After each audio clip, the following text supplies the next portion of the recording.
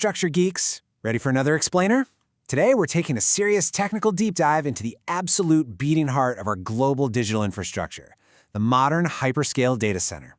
We're going to look at exactly how these massive facilities balance skyrocketing power demands with the non-negotiable need for zero downtime, robust cybersecurity, and uncompromised business continuity.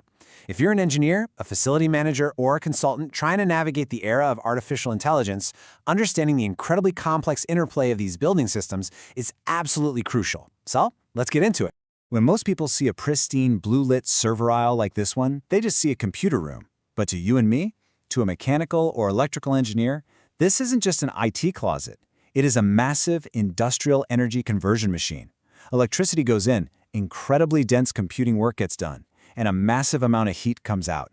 Literally everything else in the facility, from the medium voltage switchgear right down to the complex HVAC systems, is designed exclusively to manage that single thermodynamic reality safely and continuously. Here is our roadmap for this explainer. First, the energy conversion machine. Second, delivering uninterrupted power. Third, thermodynamics of data cooling. Fourth, the water and power trade-off. And finally, future-proofing AI facilities. Section 1. The energy conversion machine. Let's lay down the fundamental physical reality of these massive buildings. The absolute crux of the issue is captured perfectly right here. Every single watt of electricity that enters a data center becomes heat. It's just thermodynamics. You literally cannot engineer your way out of it. Following strict ASHRAE thermal guidelines, engineers know that your facility's cooling load is basically identical to your electrical load. The electricity enters as electrons, the servers do their crunching, and 100% of that energy exits as heat. And the scale of this heat generation? It's completely staggering. Global installed capacity has actually exploded past 122 gigawatts. To put that massive engineering challenge into perspective, that's the equivalent of running over 38 massive nuclear power plants continuously just to power our data centers. While older legacy facilities might have hovered around 10 to 50 megawatts, today's AI-driven sites are actively targeting 500 megawatts to a full gigawatt of power each. Concentrating that much power draw into a single geographical footprint is an infrastructure challenge unlike anything we've ever seen. Section 2. Delivering uninterrupted power. Always on. So how exactly do we securely and continuously deliver that much energy? Because these facilities have to run 24/7 without exception, power delivery absolutely cannot rely on a single point of failure. The flow goes from the utility grid down through the medium voltage switchgear and transformers, through the uninterruptible power supply, or UPS, and finally down to the server rack. Guided by Uptime Institute tier standards, facilities use heavy redundancy architectures like N+1 or 2N designs. This ensures the servers literally never lose power, while also isolating faults to prevent electrical fires and trigger targeted NFPA suppression systems if an incident ever actually occurs. But we do have an inherent electrical inefficiency we have to manage. If you look at how servers use power versus their actual utilization, you'll see legacy hardware draws a wildly disproportionate amount of its peak power even when it's just sitting there idle. This poor power proportionality is a massive drain on the facility. To fight this, modern setups use hierarchical power capping and software-defined power management. These active systems intelligently oversubscribe power to maximize server density without ever risking blowing past the grid's hard capacity limits. Section 3. Thermodynamics of data cooling. Rejecting heat. Once you've securely delivered all those electrons, the game changes entirely to the mechanical side. Tracing the flow from the grid to the cooling systems really shows how electrical, mechanical, and IT disciplines all have to integrate perfectly. Power comes in on the left, turns into heat in the computer room, and then your mechanical systems like chillers, cooling towers, and dry coolers work relentlessly to reject that heat completely out of the building.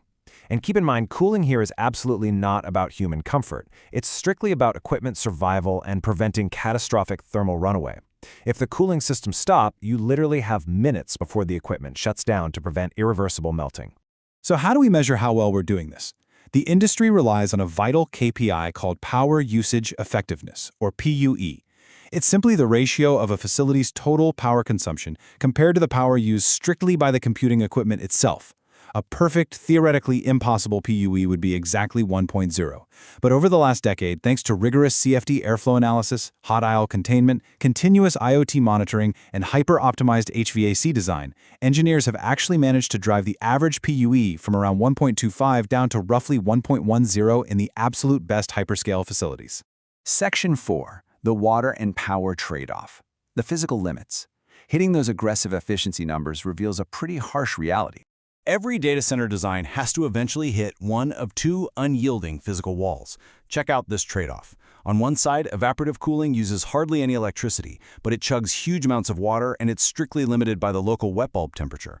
On the flip side, dry cooling with mechanical chillers saves water, but it requires a massive amount of electricity to run the compressors, hitting the Carnot limit. You essentially have to pick your bottleneck. Are you going to strain the local water supply, or are you going to strain the electrical grid? And if you do choose water, the volumes are just mind-blowing.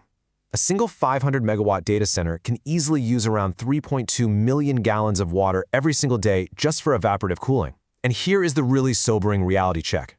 Up to 85% of that water evaporates permanently into the atmosphere. It doesn't go back to the local municipal watershed. It is simply gone. When you build these mega projects in arid climates, that stress on public water systems becomes a massive operational and community risk. Section 5. Future-proofing AI facilities. Next-gen designs. So, how is the industry actually solving this? Well, here's our roadmap for surviving the AI era. First up, direct-to-chip liquid cooling is rapidly replacing traditional air cooling. Because water is a vastly superior thermal conductor, liquid cooling can take a single rack's capacity from 10 kilowatts up to an astonishing 50 kilowatts, all while cutting overall facility water use by like 95%. Second, engineers are leveraging AI-driven digital twins and physics-based simulations to dynamically optimize thermal loads. Combine all that with advanced building management systems tying right into PLCs and SCADA networks, and you get a highly resilient facility that actively adapts its own efficiency in real time. And this right here is the ultimate sustainable future. Instead of simply exhausting billions of BTUs of waste heat up into the atmosphere, ecologically integrated data centers actually capture it. You can see how recovered thermal energy is routed directly into local municipal district heating networks. This offsets boiler use for all the surrounding buildings, turning what used to be a massive thermodynamic liability into a really stable, green community energy asset. Which brings us to the end of our explainer. We're optimizing our liquid cooling systems, we're integrating advanced AI building management systems, and we're pushing PUE as close to 1.0 as physics mathematically allows. But as artificial intelligence compute requirements continue to scale exponentially, when we literally can no longer engineer our way past the strict laws of thermodynamics, where is the next real leap in efficiency actually going to come from? I'll leave you with that provocative thought to chew on. Thanks so much for diving into the engineering behind our digital world with me.